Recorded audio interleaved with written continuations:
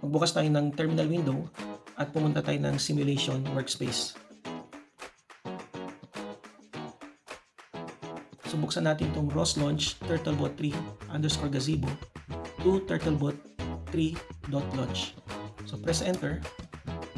So makikita natin na nagpe-prepare na yung gazebo ng kanyang working environment. So dito sa working environment natin, makikita natin yung robot 0 at saka yung robot 1 dito sa tinatawag nating house na 3D environment.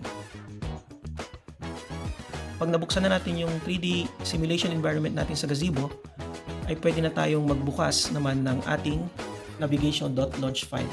So punta tayo dito sa Catkin workspace folder natin at i-launch natin yung ating multiple_turtlebots_nav. Ito yung launch folder natin. At ito naman yung launch file natin, navigation.launch. So press enter.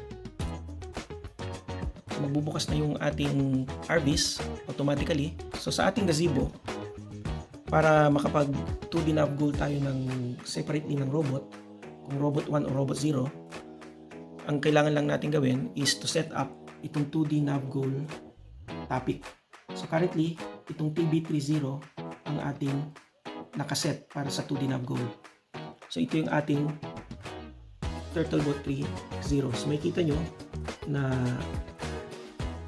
transforms lang yung pinapakita natin dahil tinanggal na natin yung 3D model niya doon sa URDF. So click yung 2D nav goal, tapos mamili tayo ng goal position at goal point. So let's say dito natin dadalhin yung robot. So una, i-identify niya doon na pupunta siya doon kasi may butas yung ating map. Pero once na nakita na ng LiDAR na walang pupuntahan yung robot doon, gagawa siya ng panibagong path papunta doon sa goal position.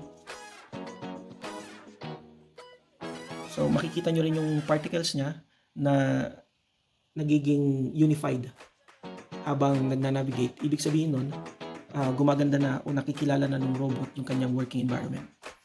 Para naman dito sa Turtlebot 1 or yung ating pangalawang robot, kailangan lang nating palitan itong topic. Ilagay natin TB31 para sa second robot. So, kita natin yan. So once na naset na, pwede tayong mag-set ng 2D nav goal para dito sa ating robot 1. Ilagay natin dito yung robot 1. So autonomously, pupunta doon yung robot 1.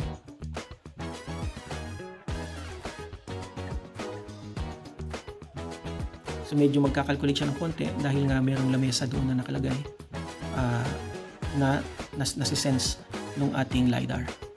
So ngayon, nandun na yung ating, punta na doon yung ating Turtlebot 1 at isasatisfy na niya yung goal position na sinet natin. Okay? So goal reach na yung ating Turtlebot 1.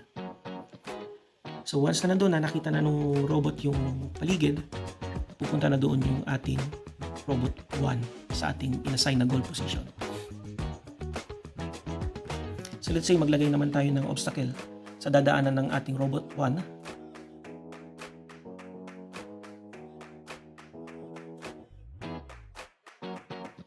So tingnan natin ang magiging reaction niya sa RVs. So na-sense na niya yung yung sphere. So gagawa siya ng panibagong path para hindi niya mabangga yung spherical na nilagay natin doon.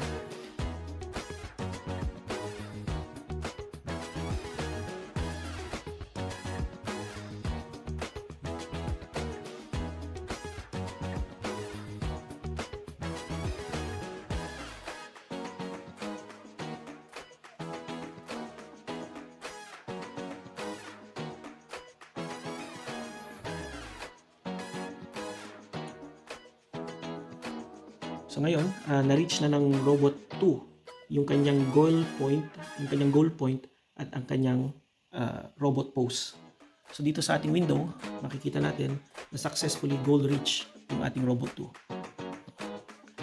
Dito rin sa ating simulation environment, makikita natin yung robot 0 nandoon sa room na yon at yung robot 1 yung malapit sa lamesa.